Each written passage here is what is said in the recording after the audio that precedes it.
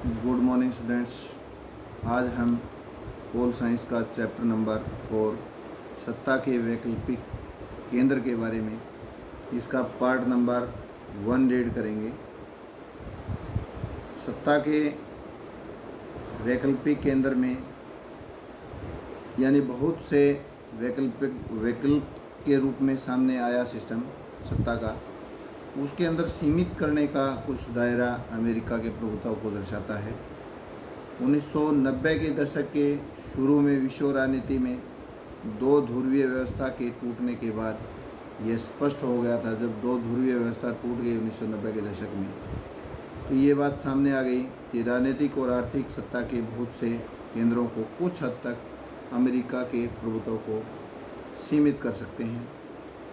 Europe में यूरोपीय संघ और एशिया में दक्षिण पूर्व एशिया के जो संगठन थे, राष्ट्रों के संगठन, यानी जो ओशियान का नाम जिसको दिया गया था, का उदय दमदार शक्ति के रूप में हुआ।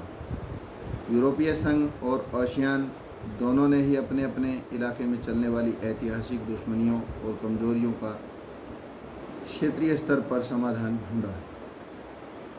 साथ ही इन्होंने अपने अपने इलाकों में अधिक शांतिपूर्ण और सहकारी क्षेत्रीय व्यवस्था विकसित करने तथा इस क्षेत्र के देशों की अर्थव्यवस्थाओं का समूह बनाने की दिशा में भी काम किया। चीन के आर्थिक उभार ने विश्व राजनीति पर काफ़ी नाटकीय प्रभाव डाला। इस अध्याय में हम सत्ता के उभरते हुए कुछ वैकल्पिक केंद्रों पर नज़र डालेंगे और ये जांचने की कोशिश करेंगे कि भविष्य में उनकी राय क्या हो सकती है, भविष्य के अंदर उन देशों की क्या राय होगी। यूरोपीय संघ। जब दूसरा विश्व युद्ध समाप्त हुआ तब यूरोप के अनेक नेता यूरोप के उनका सवालों को लेकर परेशान रहे।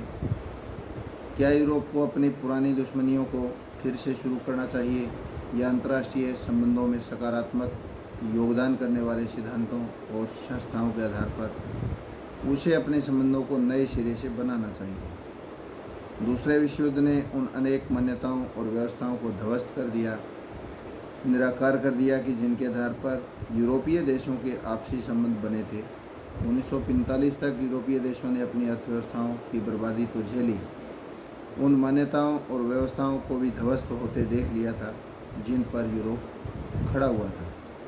1945 के बाद यूरोप के देशों में मेल मिलाप को शीत युद्ध से भी मदद मिली थी। 45 के बाद जो यूरोप के जो देश थे, इनके मेल मिलाप से शीत युद्ध को मदद पहुंची। अमेरिका ने यूरोप की अर्थव्यवस्था के पुनर्गठन के लिए ज़बरदस्त मदद की थी। इसे मार्शल योजना के नाम से जाना जाता है। अमेरिका ने नाटो के तहत एक सामूहिक सुरक्षा व्यवस्था को जन्म दिया। मार्शल योजना के तहत ही 1948 में यूरोपीय आर्थिक सहयोग संगठन, यूरोप का जो आर्थिक सहयोग संगठन, इसकी स्थापना हुई 1948 में, जिसके माध्यम से पश्चिमी यूरोप के देशों को आर्थिक मदद दी गई थी। यह एक ऐसा मंच बन गया था जिसके माध्यम से पश्चिमी यूरोप के देशों ने व्यापार और आर्थिक मामलों में एक दूसरे की मदद शुरू की। 1949 में गठित यूरोपीय परिषद राजनीतिक सहयोग के मामले में एक अगला कदम साबित हुई। यूरोप के पूंजीवादी देशों की अर्थव्यवस्था के आपसी एकीकरण की प्रक्रिया चरणबद्ध ढंग से आगे बढ़ी। इस एकीकरण का कालक्रम देखना और इसके अतिरिक्त परिणाम स्वरूप 1957 में यूरोपियन इकोनॉमिक कम्युनिटी का गठन हुआ था। 1957 के अंदर यूरोपियन पार्लियामेंट के गठन के बाद इस प्रक्रिया ने राजनीतिक स्वरूप प्राप्त कर लिया। सोवियत गुट के पतन के बाद इस प्रक्रिया में तेजी आई और 1992 में इस प्रक्रिया की परिणति यूरोपीय संघ की स्थापना के रूप में हुई। 1992 के अंदर यूरोपीय संघ के रूप में समान विदेश और सुरक्षा नीति, आंतरिक मामलों तथा न्याय से जुड़े हुए मुद्दों पर सहयोग, एक समान मुद्रा के चलन के लिए रास्ता तैयार हो गया। एक मुद्रा को अपनाया जाना था, इसके लिए रास्ता तय हुआ। एक लंबे समय में बना यूरोपीय संघ आर्थिक सहयोग वाली व्यवस्था से बदलकर ज़्यादा से ज़्यादा राजनीतिक रूप लेता चला गया। अब यूरोपीय संघ स्वयं काफ़ी हद तक एक विशाल राष्ट्र राज्य के तरह ही काम करने लगा है। हालांकि यूरोपीय संघ का एक संविधान बनाने की कोशिश तो असफल हो गई, लेकिन इसका अपना झंडा, गान, स्थापना दिवस और अपनी मुद्रा है। अन्य देशों से संबंधों के मामले में इसने काफ़ी हद तक साझी विदेश और सुरक्षा नीति बना ली। नए सदस्यों को शामिल करते हुए यूरोपीय संघ ने सहयोग के दायरे में विस्तार की कोशिश की। नए सदस्य मुख्यतः भूतपूर्व सोवियत खेमे के थे। जो सोवियत खेमा था पहले, इसके सदस्य थे नए सदस्य देश। यह प्रक्रिया आसान नहीं रही। अनेक देशों के लोग इस बात को लेकर कुछ खास उत्साहित नहीं थे।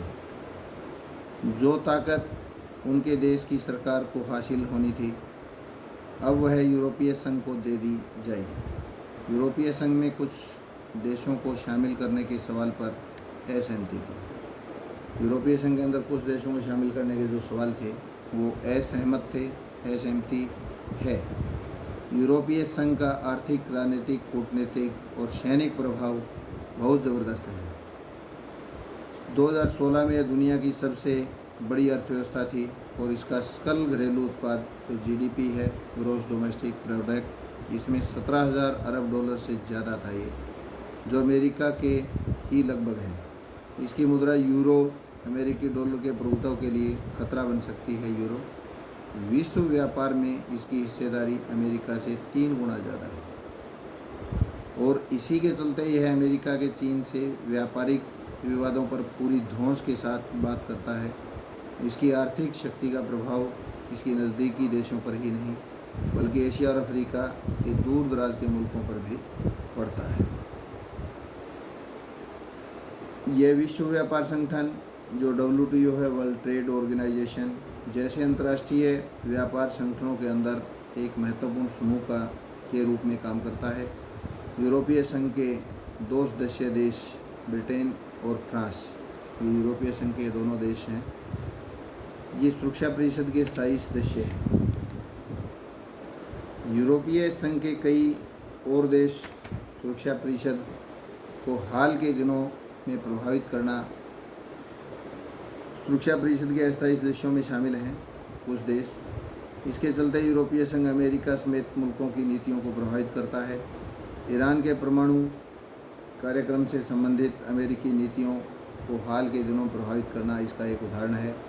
चीन के साथ मानवाधिकारों के उल्लंघन और पर्यावरण विनाश के मामलों पर धमकी या सैनिक शक्ति का उपयोग करने की जगह कूटनीति, आर्थिक निवेश और बातचीत की इसकी नीति ज़्यादा प्रभावी साबित हुई है।